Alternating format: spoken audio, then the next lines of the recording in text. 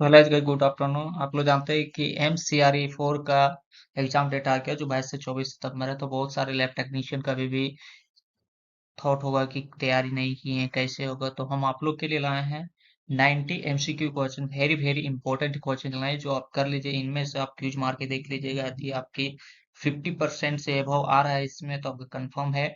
बाकी और जो भी MCQ very very important MCQ है जो आपके एग्जाम में आने वाले हैं, तो इनमें से आप देख लें। जो पहला क्वेश्चन मेरा है वो है हीमोग्लोबिन का नॉर्मल रेंज अडल्ट मेल में क्या होता है। यहाँ पे नॉर्मल रेंज पूछा है, लेकिन ये पूछा है कि अडल्ट में क्या रहता है।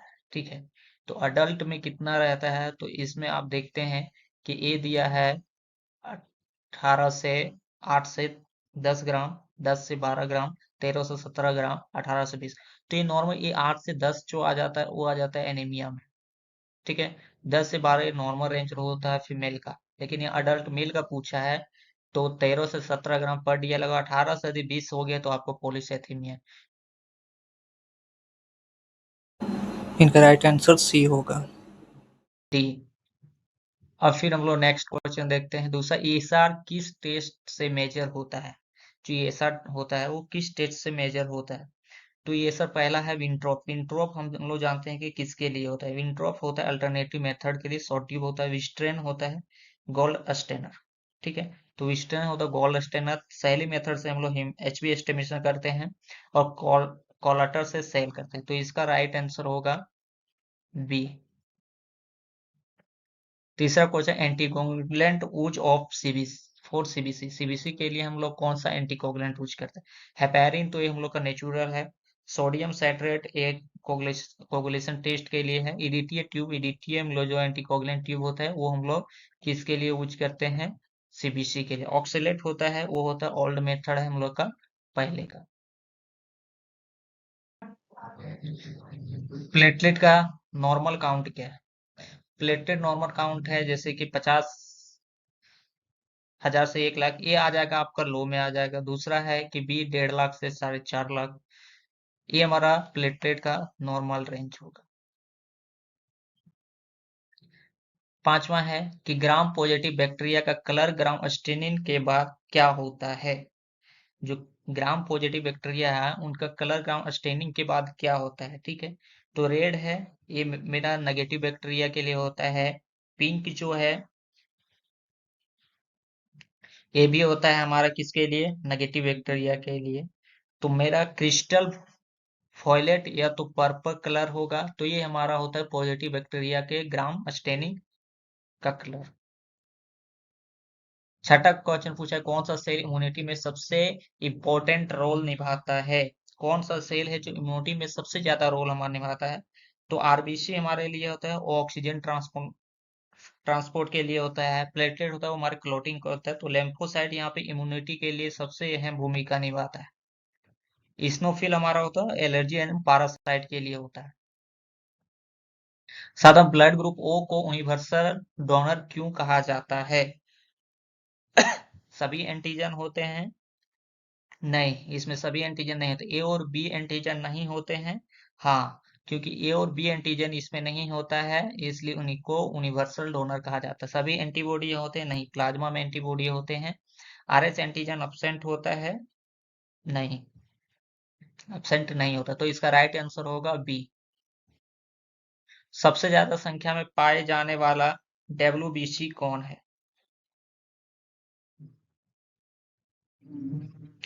सबसे ज्यादा संख्या में पाए जाने वाला लिम्फोसाइट, हमारा लिम्फोसाइट 20 से 40% होता है। मोनोसाइट हमारा होता है 2 से 8%।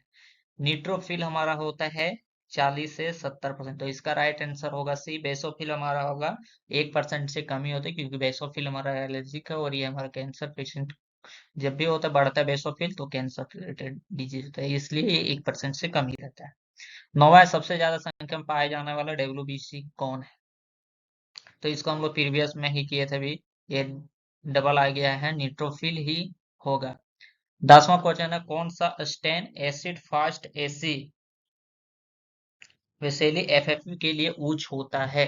तो ग्राम स्टेन होता है वो हमारा जनरल बैक्टीरिया के लिए यूज होता है। लिस्मान स्टेन होता है ब्लड स्मीयर के लिए यूज होता है।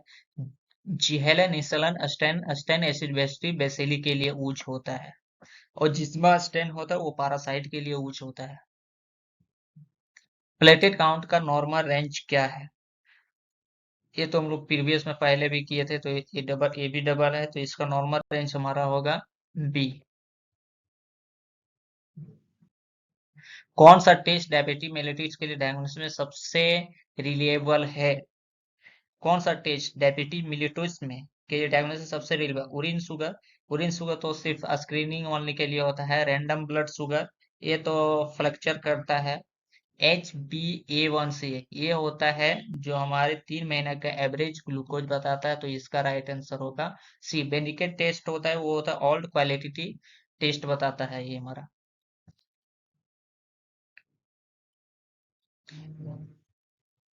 कौन सा टेस्ट डायबिटीज मेलिटस के लिए डायग्नोसिस में सबसे रिलायबल है?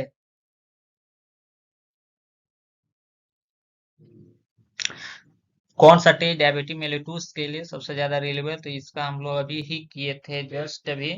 ये भी डबल है, तो इसका हो जाएगा HB1c। नहीं सॉरी, ये हम लोग नहीं किए थे, दूसरा किए थे। कौन सा टी डायबिटीज मेलिटस के डायग्नोसिस सबसे रीब है? उरिन शुगर तो स्किन ये सॉरी ये भी किए थे। HB1c इसका राइट आंसर होगा। 14 का EDTA एंटीकोगुलेंट का मेन यूज किस टेस्ट में होता है? तो इसका जो EDTA हम लोग एंटीकोगुलेंट होता है वो ज्यादा हम लोग यूज किस टेस्ट के लिए करते हैं? ESR के लिए तो नहीं करते, उसमें तो सोडियम साइट्रेट होता है। ब्लड कल्चर के लिए भी नहीं करते, इसमें SPS लगता है। कंप्लीट ब्लड काउंट यानी हमारा ये CBC के लिए होता है। इसके ओकुलेशन स्टडी के लिए साइट्रेट का फाइल लगता है। आरबीसी का नॉर्मल काउंट अडल्ट मेल में क्या है? आरबीसी का नॉर्मल काउंट अडल्ट मेल में क्या है? 2 से 3 लाख यानी इनका एनीमिया है। इससे यदि 2 या 3 लाख मिलीमीटर तो है तो एनीमिया है पेशेंट को। 3 से 4 ये आपका भी एनीमिया में आएगा। नॉर्मल रेंज हम लोग का आधा है मेल अडल्ट में 4.5 लाख से 6 लाख। ठीक है, जब भी आरबीसी का अडल्ट में पूछे तो 4.5 से 6 लाख होता है। कौन सा बैक्टीरिया ग्राम नेगेटिव है? कौन सा बैक्टीरिया यहाँ पे ग्राम नेगेटिव है? स्टेफिलोकोकस ये ग्राम कुकी है। स्टेफिलोकोकस ये भी नहीं होगा, तो ग्राम प्लस रोड इसमें एचिसलिया क्यूली होगा, वो हमारा बैक्टीरिया ग्राम नेगेटिव होगा। सबसे ज्यादा लाइफ स्पेन किस ब्लड सेल का होता है? यानी सबसे ज्यादा लाइफ स्पेन ब्लड किस सेल का होता है? न्यूट्रोफिल तो फ्यू आवर्स का होता है या डे का होता है। प्लेटलेट आपका कुछ दिन के लिए होता है। आरबीसी का लाइफ स्पेन सबसे ज्यादा होता है सेल में, क्योंकि इसका 120 दिन होता है। लिम्फोसाइट का आपका भी मंथ ऑफ ईयर होता है, मंथ टू ईयर होता है। ठीक है, ब्लीडिंग टाइम बीटी किस पर डिपेंड करता है? जो ब्लीडिंग टाइम है बीटी वो किस पे डिपेंड करता है? आरबीसी पे, प्लेटलेट फंक्शन पे, हीमोग्लोबिन पे, प्लाज्मा प्रोटीन पे? तो ये हमारा आरबीसी होता है, ऑक्सीजन ट्रांसपोर्ट काम होता है। प्लेटलेट फंक्शन होता है, इसी पे ये ब्लीडिंग निर्भर होता है, यानी ब्लीडिंग उसी पे डिपेंड होता है। हीमोग्लोबिन होता है वो तो एनीमिया रिलेटेड, और प्लाज्मा प्रोटीन होता है वो क्लोटिक फैक्टर है। सबसे कॉमन पैरासाइट जो मलेरिया करता है? सबसे कॉमन पैरासाइट इंटामुएबा, हेस्टोलिया, प्लाज्मोडियम, गिरोइडिया, लिम्बिया, लिसीमिया। तो ये जो होता है एम्बोसिस होता है, ये तो एम्बोसिस होगा। प्लाज्मोडियम ये तो मलेरिया के लिए होता है। तो सबसे कॉमन पैरासाइट होता है वो प्लाज्मोडियम होता है जो मलेरिया को करता है। कौन सा टेस्ट लिवर फंक्शन को असिस्ट करता है? कौन सा टेस्ट लिवर फंक्शन, जैसे सीरम क्रिएटिन दिया, सीरम क्रिएटिन होता है किडनी के लिए होता है। ब्लड यूरिया भी किडनी के लिए होता है। HGOT, SGPT ये होता है लिवर इंजाइम के लिए, यानी लिवर फंक्शन या लिवर इंजाइम ये दोनों एक ही होता है। ट्रोफिन होता है कार्डियक मेकर के लिए। ठीक है, तो इनका आंसर होगा सी। सबसे छोटा डब्ल्यूबीसी कौन सा है? सबसे छोटा डब्ल्यूबीसी कौन सा है? ठीक है, मोनोसाइट ये तो बड़ा है, लार्जेस्ट है। न्यूट्रोफिल वो भी लार्जेस्ट है। इस्नोफिल ये भी लार्जेस्ट है। सबसे छोटा होता है लिम्फोसाइट। यदि सबसे छोटा डब्ल्यूपीसी पूछे तो लिम्फोसाइट, और बड़ा पूछे तो मोनोसाइट। ठीक है, ये कभी कंफ्यूज मत कीजिएगा। और यदि संख्या में पूछे तो न्यूट्रोफिल। कौन सा रिएजेंट ग्लूकोज स्टीमिन में यूज होता है? ब्यूरेंट रिएजेंट ये तो प्रोटीन स्टीमिन के लिए है। G2POD ये तो इंजाइम ग्लूकोज मेथड, यानी इसी के लिए यूज होता है। कौन सा रिएजेंट ग्लूकोज स्टीमेशन के लिए बताया, तो यही वाला होगा। ये आपका विडाल एंटीजन होता है, ये टाइफाइड के लिए होता है। और ड्रैकिन ड्रेपकिन सॉल्यूशन होता है, ये हीमोग्लोबिन इंस्टिमिनेशन यानी एचबी चेक करने के लिए होता है एक मेथड। ठीक है, कौन सा रिएजेंट ग्लूकोज एस्टिमेशन में होता है, ये भी डबल ही है, इसका भी होगा यही जीओडी पीओडी। ठीक है, कौन सा एंटीकोगुलेंट ब्लड गैस एनालिसिस में यूज होता है, कौन सा एंटीकोगुलेंट ब्लड गैस एनालिसिस में यूज होता है। ठीक है, तो ये डीटीए होता है, ये हमारा सीबीसी के लिए होता है। हेपेरिन ये तो हमारा नेचुरल है, लेकिन ब्लड गैस बनाने एनालिसिस में काम यही करता है। सोडियम साइट्रेट आपका ईएसआर कोगुलेशन के लिए होगा, ऑक्सलेट आपका ग्लूकोज एस्टिमेशन के लिए होगा। ठीक है, कौन सा बैक्टीरिया स्पोर फॉर्मिंग है, कौन सा बैक्टीरिया स्पोर फॉर्मिंग है, स्टेफिलोकोकस, स्ट्रेप्टोकोकस, बेसिलस, निसीरिया। तो इसका राइट आंसर होगा सी। हीमोग्लोबिन एस्टिमेशन के लिए कौन सा मेथड सबसे इक्योर माना जाता है, सैली मेथड है, वो हमारा old and less accurate method हो गया। ऑक्सी हीमोग्लोबिन मेथड ये हमारा लिमिटेड यूज के लिए होता है। शाइन मेथे हीमोग्लोबिन मेथड ये हमारा प्रॉपर होता है, और ये हमारा गोल्ड अपॉर्चुनिटी मेथड होता है जिससे हम लोग करते हैं।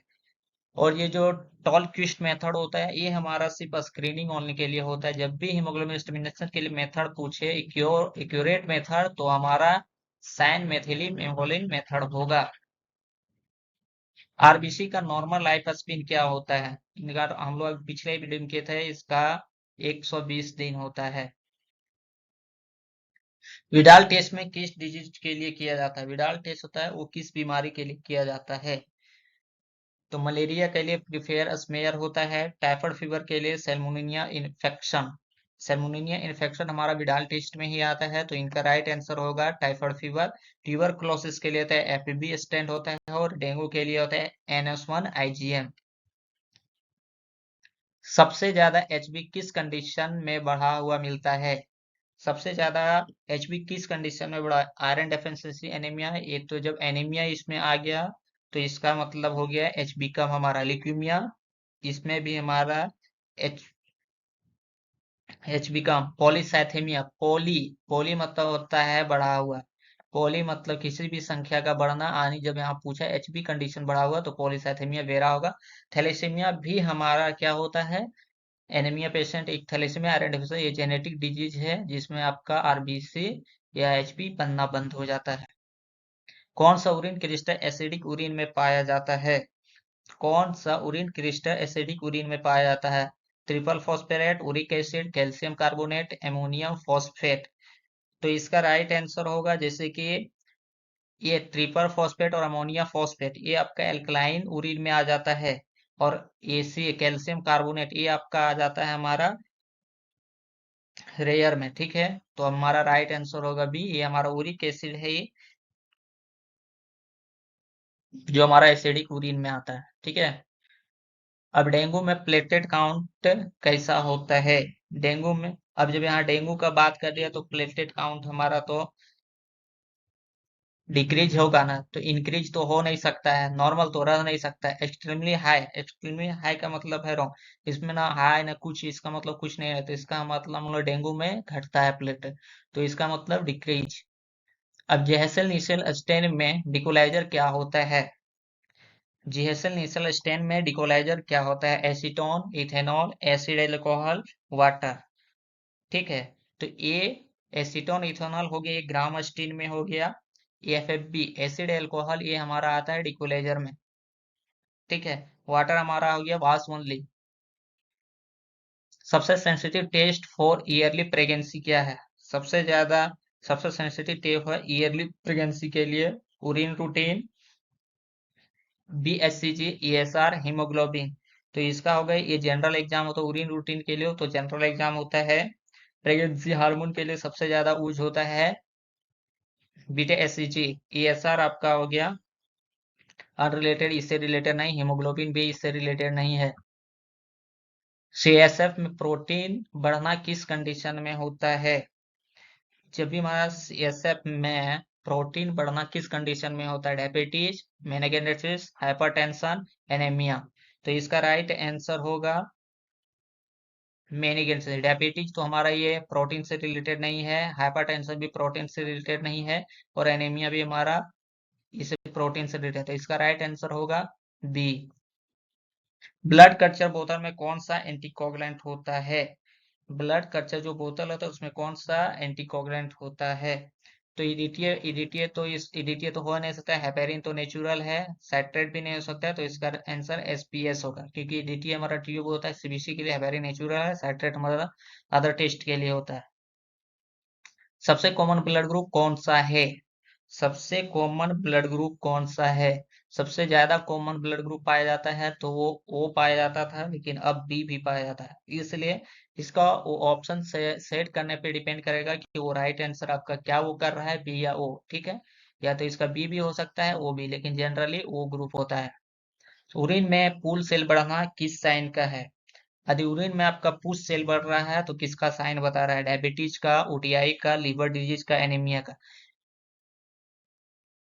तो डायबिटीज का तो नहीं है, पुश सेल अगर डायबिटीज नहीं बताएगा, ओटीआई बताता है, लिवर डिजीज भी नहीं बताता है, और एनीमिया भी। तो इसका राइट आंसर होगा बी, ओटीआई। कौन सा टेस्ट किडनी फंक्शन बताता है? कौन सा टेस्ट?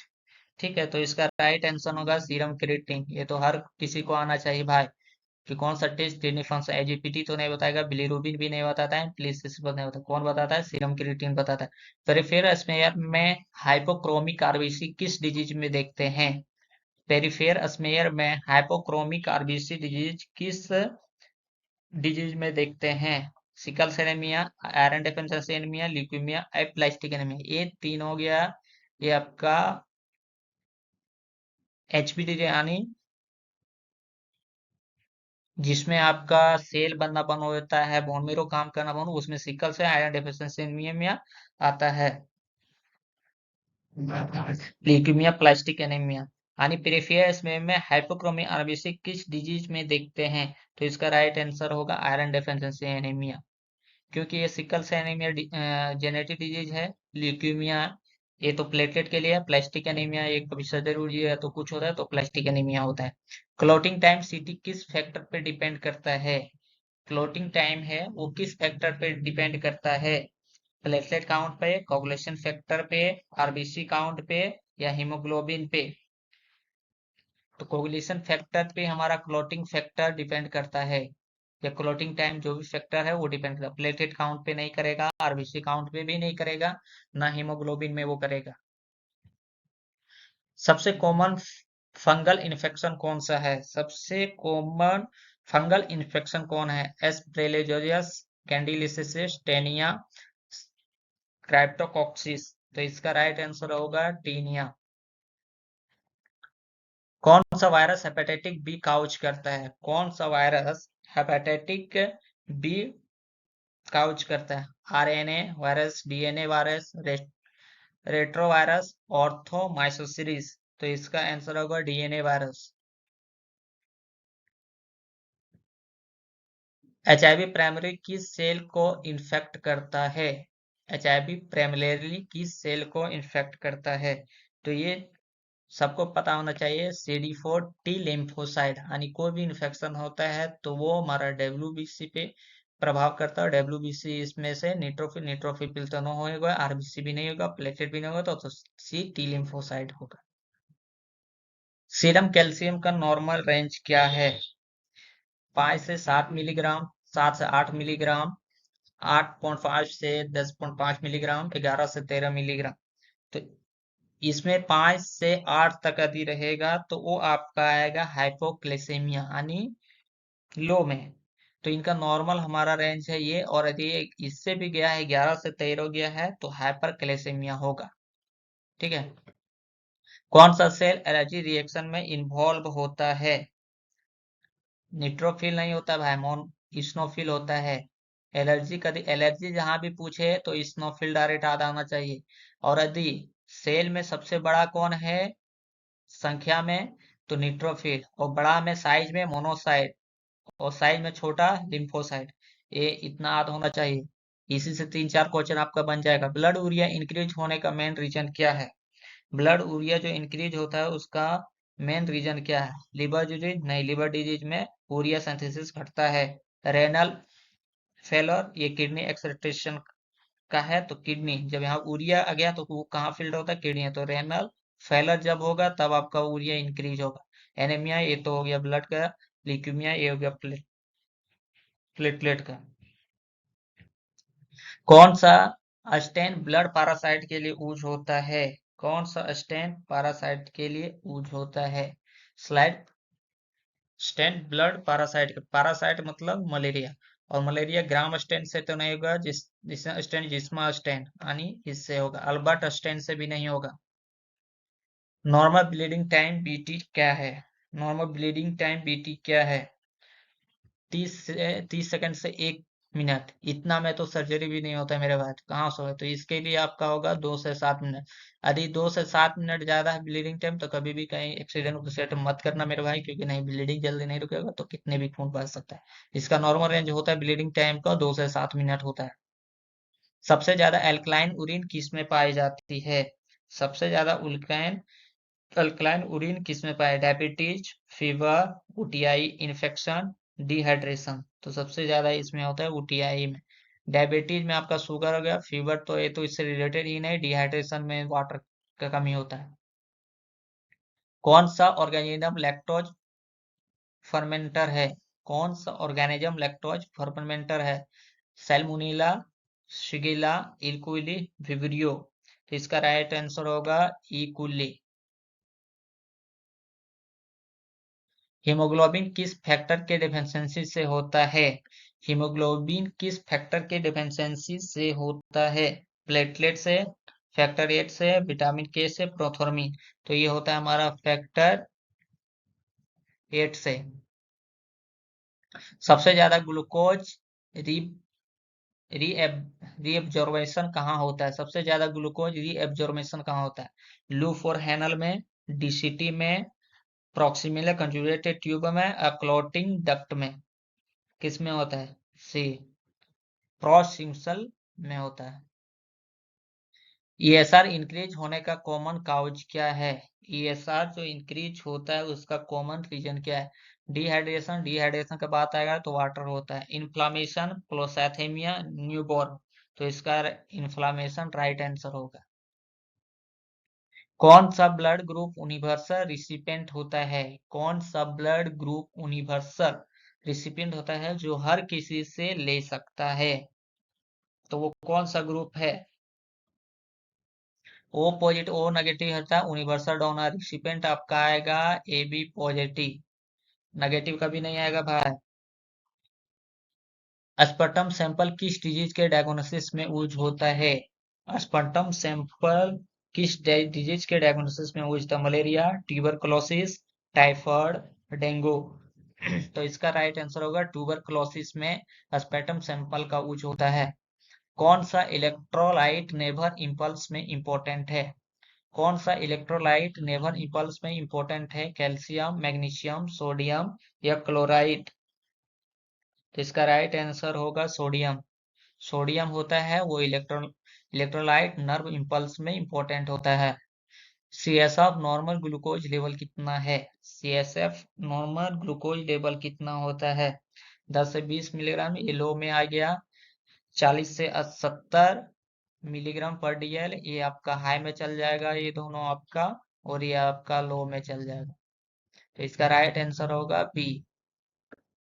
कौन सा हेपेटाइटिक वायरस फेकल ओरल रूट से फैलता है? कौन सा हेपेटाइटिक वायरस फेकल ओरल रूट से फैलता है यानी खाने के ओरल? ठीक है, तो इसका HBV, HCV, HAV, HTV। तो इसका आंसर होगा HAVV। HBV और HCV कभी भी ओरल फेसल ओरल रूट से नहीं जाता है, ये याद रखना, HIV जाता है। सबसे ज्यादा अबंडेंट प्लाज्मा प्रोटीन कौन सा है? सबसे ज्यादा अबंडेंट प्लाज्मा प्रोटीन कौन सा है? Glucose, fibrinogen, albumin, prothrombin. तो इसका राइट आंसर होगा एल्बुमिन। कौन सा विटामिन क्लॉटिंग में रिक्वायर्ड है? कौन सा विटामिन क्लॉटिंग में रिक्वायर्ड है? Vitamin A, vitamin C, vitamin K, vitamin D. तो भाई ये नहीं आएगा तो कुछ नहीं आता होगा। लैब में काम करते हो या लैब टेक्नीशियन की तैयारी कर रहे हो, ये क्वेश्चन इतनी आसान नहीं आता है तो कुछ नहीं आता। विटामिन के होता है, वो होता है हमारा क्लॉटिंग फैक्टर विटामिन के। उरीन में बाइल सॉल्ट पॉजिटिव होने का इंडिकेशन क्या है? उरीन में बाइल सॉल्ट पॉजिटिव होने का इंडिकेशन क्या है? Kidney disease, obstructive jaundice, diabetes, anaemia. इसका राइट आंसर होगा जॉन्डिस। क्योंकि उरीन में बाइल बाइल सॉल्ट मतलब यानी बाइल एक पीला पदार्थ है, तो वो पॉजिटिव होने का अर्थ है यानी जॉन्डिस आपको है। इसमें ऑब्स्ट्रक्टिव जॉन्डिस लिखा, जॉन्डिस भी लिखा रहेगा तो वही टिक करना है जॉन्डिस ही। कौन सा बैक्टीरिया कोमा सेप्ट में होता है? कौन सा बैक्टीरिया कोमा सेप्ट में होता है? E coli, shigella, vibrio cholerae, bacillus. तो इसका राइट आंसर होगा विब्रियो कोलेरी। बाकी ये बैक्टीरिया कोमा सेप्ट में, बाकी अलग अलग सेप्ट होता है। पैक सेल वॉल्यूम का मेजर करता है। पैक सेल वॉल्यूम क्या मेजर करता है? जो हमारा पीसीबी रहता है वो हमारा क्या मेजर, हीमोग्लोबिन मेजर करता है, RBC volume percentage, WBC count या प्लेटलेट काउंट। तो इसका राइट आंसर होगा आरबीसी वॉल्यूम परसेंटेज। क्योंकि हीमोग्लोबिन हमारा मेजर सैली मेथड से करते हैं, पीसीबी हमारा होता है कि उसमें आरबीसी वॉल्यूम परसेंटेज कितना, डब्ल्यूबीसी काउंट भी ये नहीं मेजर करता है। ठीक है।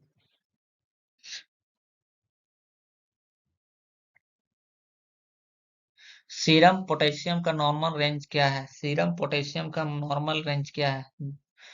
2 से 3 MEqL पर लीटर, 3.5 5 MEq पर लीटर, 5.5 से 7, 7.5 से 9। तो इसका राइट आंसर होगा बी, 3.5 से 5। कौन सा यूरिन टेस्ट जॉन्डिस के लिए डायग्नोसिस में हेल्पफुल है? कौन सा यूरिन टेस्ट जॉन्डिस के डायग्नोसिस में हेल्प है? Urine sugar, urine ketone, bile pigment, bile salt, protein. ठीक है, तो इसका राइट आंसर होगा बाइल पिगमेंट यानी जॉन्डिस। तो बाइल पिगमेंट जहां बात आएगा, जॉन्डिस का कोई क्वेश्चन रहे या बाइल पिगमेंट का क्वेश्चन कहीं रहे, तो यदि बाइल पिगमेंट का क्वेश्चन है तो जॉन्डिस कहीं रहे सही टिक कर दो आंख बंद करके। यदि जॉन्डिस का कहीं बात आ रहा है तो बाइल पिगमेंट बाइल सॉल्ट है, आराम से आंख बंद करके टिक करो। सबसे common method of ASR estimation में कौन सा है? सबसे common method of ASR estimation में कौन सा है? विस्टिग्रेन मेथड। कौन सा सेल फैगोसाइटिस में सबसे एक्टिव होता है? कौन सा सेल फैगोसाइटिस मतलब, फैगोसाइटिस मतलब किसी भी बैक्टीरिया या कोई भी अदर मतलब दुश्मन हो बॉडी, उसको डायरेक्ट निकलने का काम करता है। तो उसमें सबसे ज्यादा एक्टिव कौन रहता है? न्यूट्रोफिल रहता है। डायबिटी मिलेटोस में उरीन का स्पेसिफिक ग्रेविटी कैसा होता है? डायबिटी मिलेटोस में उरीन का स्पेसिफिक ग्रेविटी कैसा होता है? बढ़ा हुआ रहता है उसका ग्रेविटी। डायबिटी मिलेटस में यूरिन का स्पेसिफिक ग्रेविटी कभी घटा हुआ नॉर्मल नहीं रहेगा भाई, उसका बढ़ा हुआ ही रहेगा। तो इसलिए कौन सा टेस्ट हार्ट अटैक का ईयरली मार्कर है? कौन सा टेस्ट हार्ट अटैक का ईयरली मार्कर है? तो वो आपका होता है ट्रोपोनिन। सबसे ज्यादा नंबर में पाए जाने वाले ब्लड सेल कौन से हैं? सबसे ज्यादा नंबर में पाए जाने वाले ब्लड सेल कौन सा है? आरबीसी, क्योंकि ये मिलियन में होता है। कौन सा ऑर्गेनिज्म कैटालाइज पॉजिटिव होता है? कौन सा ऑर्गेनिज्म कैटालिज पॉजिटिव होता है? तो इसका राइट आंसर होगा स्टेफिलोकोकस। स्टेफिकोलसस।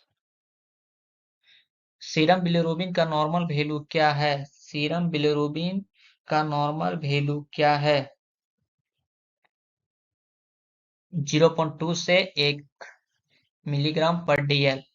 यूरिन में आरबीसी की प्रेजेंस को क्या कहते हैं? यूरिन में जब हमारा आरबीसी प्रेजेंट रहेगा तो उसे क्या कहेंगे? हेमेटोरिया। हेमे मतलब हीमोग्लोबिन और हीमोग्लोबिन का आरबीसी।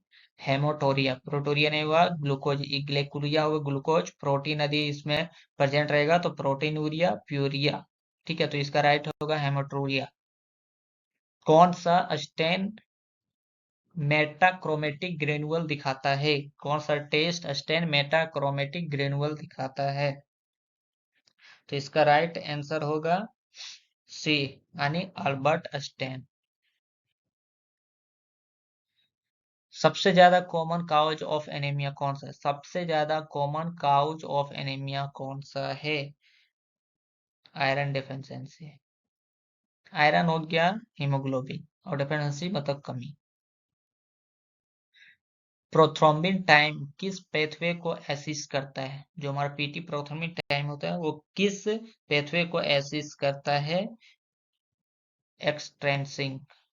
कॉमन वाली तो होगा ना, प्लेटलेट पाथवे होगा ना, इंटरेस्टिंग होगा, तो एक्सट्रेंसिक होगा। ठीक है। यूरिन में ग्लूकोज डिटेक्शन के लिए कौन सा टेस्ट यूज होता है? यूरिन में जो ग्लूकोज डिटेक्शन होता है वो किस टेस्ट के लिए यूज होता है? बेनिकेट टेस्ट के लिए। किस टेस्ट के? बेनिकेट टेस्ट के लिए ग्लूकोज डिटेक्शन के लिए यूरिन में यूज होता है। कौन सा हेपेटाइटिक वायरस क्रॉनिक इन्फेक्शन में सबसे ज्यादा करता है? कौन सा हेपेटाइटिक वायरस क्रॉनिक इन्फेक्शन सबसे ज्यादा करता है? एचसीवी। डिफरेंशियल ल्यूकोसाइट काउंट में सबसे कम परसेंटेज किस सेल की होता है? डिफरेंशियल ल्यूकोसाइट काउंट होता है, उसमें सबसे कम परसेंटेज किस सेल का होता है? बेसोफिल का। और वैसे भी बेसोफिल कम ही होता है। ठीक है। सबसे ज्यादा एल्कलाइन एंजाइम कौन सा है? सबसे ज्यादा एल्कलाइन एंजाइम कौन सा है? Alkaline phosphate. उरीन में पुश सेल का नॉर्मल काउंट कितना होता है? उरीन में जो पुश सेल आता है उसका नॉर्मल काउंट कितना होता है? 0 से 5 एचपीएफ।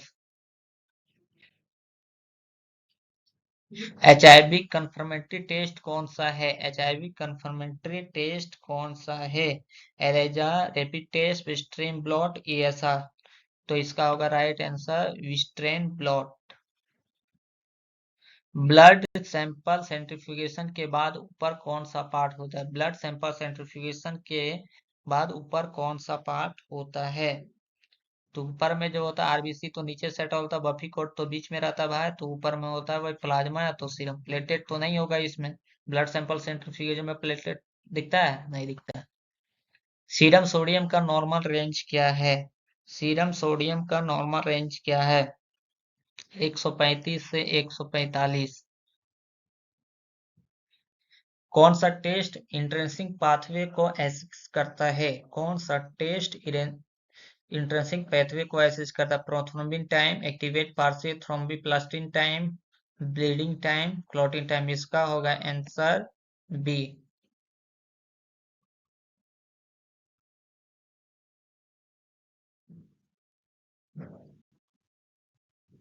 कौन सा टेस्ट इंट्रेंसिक पाथवे को एसिस्ट करता है?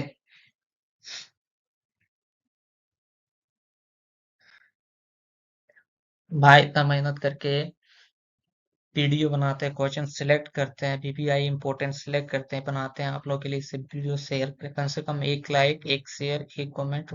चैनल को सब्सक्राइब करना ना भूलें, क्योंकि आप लोग के लिए सिर्फ एक लाइक, एक शेयर के लिए हम वीडियो बनाते हैं।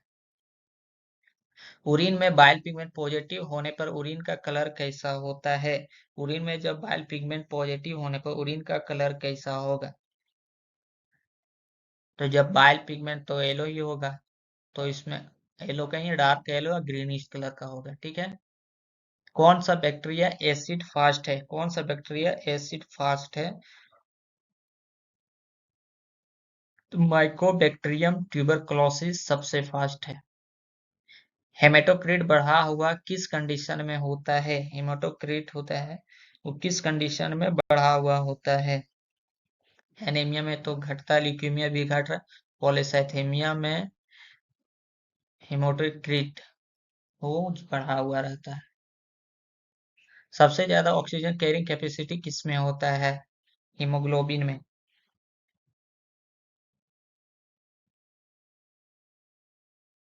यूरिन में केटोन बॉडीज डिटेक्शन के लिए कौन सा टेस्ट होता है? यूरिन में कीटोन बॉडी डिटेक्शन के लिए कौन सा टेस्ट होता है? Benedict test, Rothera test, Hay test, Fouchet test. तो कौन सा टेस्ट होता है? Urine ketone body as direction में कौन सा टेस्ट होता है? इसमें होता है रोथरा टेस्ट। तो जो दोस्त सीआरई 4 लैब टेक्नीशियन एग्जाम की तैयारी कर रहे हैं, कम से कम ये 90 क्वेश्चन भी आप कर लेंगे तो आपका 50% है क्वेश्चन इससे ही आएगा, हु बहू इसे ही। थोड़ा क्वेश्चन घुमा फिरा दे लेकिन हु बहू ऐसा है, क्योंकि ये हम हर टॉपिक से, हर टॉपिक रिलेटेड से 3-3 4-4 क्वेश्चन उठाए हैं ताकि आपको आसान हो तैयारी करने में, और ये कर लें। बाकी और भी क्वेश्चन आप, प्रीवियस क्वेश्चन अगर आपको चाहिए तो लिंक हम इंस्टाग्राम आईडी का वहां दे देंगे, वहां से आप डायरेक्ट डीएम करें, हम आपको पीडीएफ प्रोवाइड कर देंगे प्रीवियस ईयर का। लेकिन सबसे पहले फॉलो कर लेना होगा। ठीक है, थैंक यू। और चैनल को सब्सक्राइब करते हुए बेल आइकन दबाता, ताकि हर वीडियो आपके पास पहुंचे। Thank you.